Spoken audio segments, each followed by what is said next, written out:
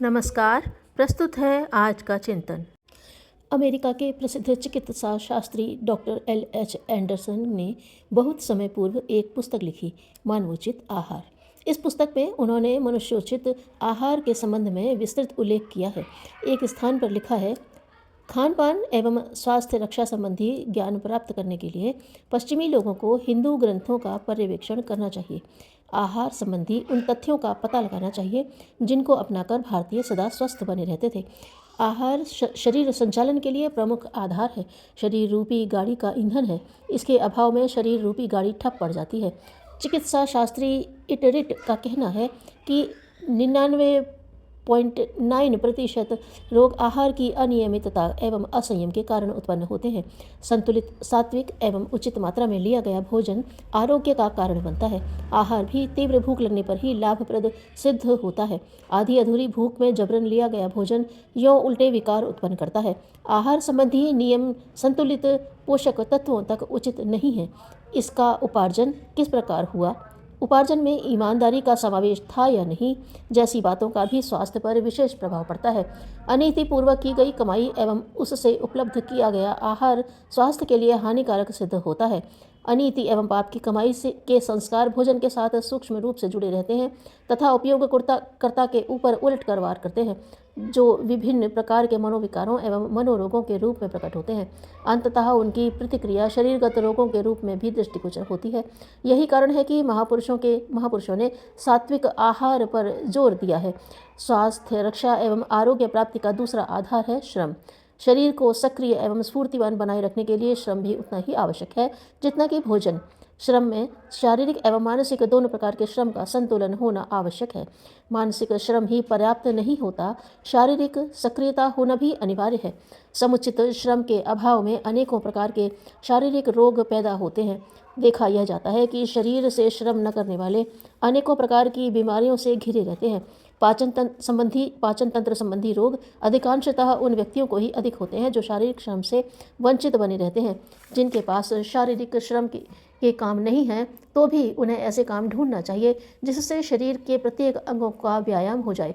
सुविधा अनुसार बागवानी आदि का कार्य रुचिकर है और स्वास्थ्यवर्धक भी। अपनी सुविधा अनुसार प्रत्येक मानसिक श्रम करते रहने वाले व्यक्ति को शरीर की सक्रियता बनाए रखने के लिए शारीरिक श्रम वाले कार्यों का आश्रय लेना चाहिए।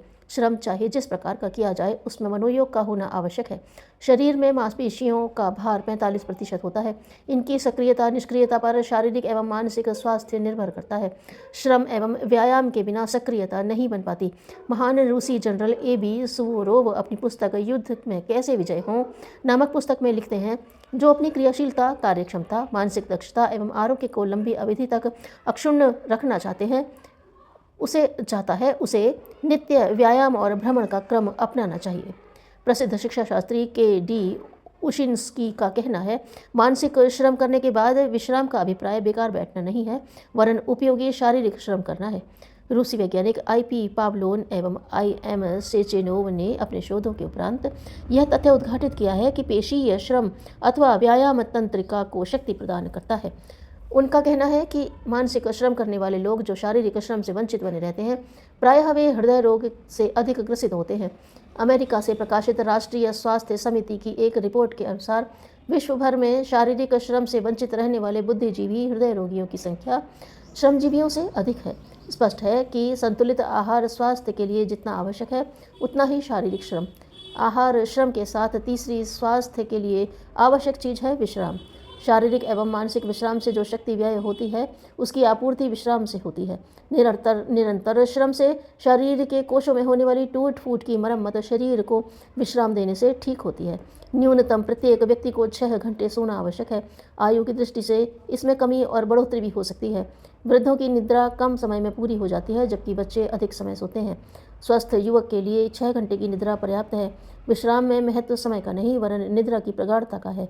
कम समय में भी गहरी निद्रा द्वारा पर्याप्त शक्ति प्राप्त की जा सकती है। इसके लिए सोने से पूर्व शरीर एवं मन को सभी प्रकार के तनावों एवं चिंताओं से मुक्त रखना चाहिए।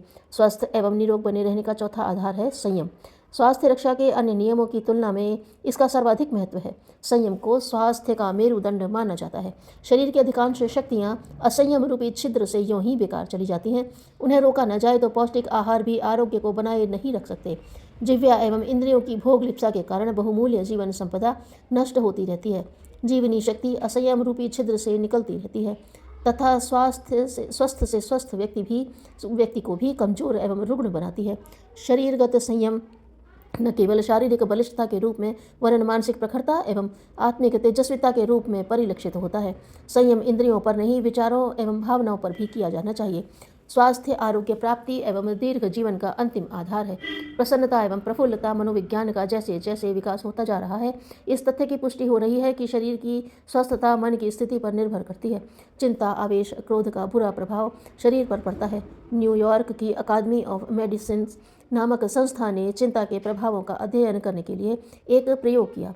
शोध का निष्कर्ष यह निकला कि चिंतित रहने पर मस्तिष्क में एक विशेष प्रकार के रसायन का निर्माण होता है, जिससे शरीर के अंग प्रत्यंगों में संकुचन पैदा होता है। उक्त संस्था के विशेषज्ञों का कहना है कि रक्तचाप, हृदय रोग, उदरशूल, मधुमेह जैसी बीमारियां चिंताग्रस्त व्यक्तियों को अधिक होती हैं। मन को सदा चिंताओं से मुक्त बनाए रहना चाहिए। प्रसन्न एवं प्रफुल्लता का सीधा संबंध शारीरिक स्वास्थ्य से है। देखा यह गया है कि प्रसन्न रहने पर शरीर में विशेष उत्साह बना रहता है, सक्रियता अधिक होती है। नगोची कहा करते थे, हे परमात्मा, मुझे बड़ा से बड़ा दंड दे देना पर चिंता न देना। कठिन से कठिन परिस्थितियों में भी प्रसन्नता एवं प्रफुल्लता के सहारे स्वास्थ्य को बनाए रखा जा सकता है। बर्नार्ड शॉ कहते थे, जिन्हें शीघ्र मरना हो वे चिंता का अवलंबन लें। आहार, श्रम, विश्राम, संयम एवं प्रसन्नता 5 आधार ऐसे हैं जिनका अवलंबन लेकर सदा स्वस्थ रहा जा सकता है। आरोग्य प्राप्ति के अनेकों कृत्रिम साधनों का आश्रय लेने की अपेक्षा इन 5 को अपनाया जा सके तो रुग्णता का, अशक्तता का अभिशाप कभी सामने न आए। परिवार का स्नेह डॉक्टर की दवाओं से कहीं अधिक लाभदायक होता है। दूसरों से तुलना करने वाला व्यक्ति सदा अशांत रहता है।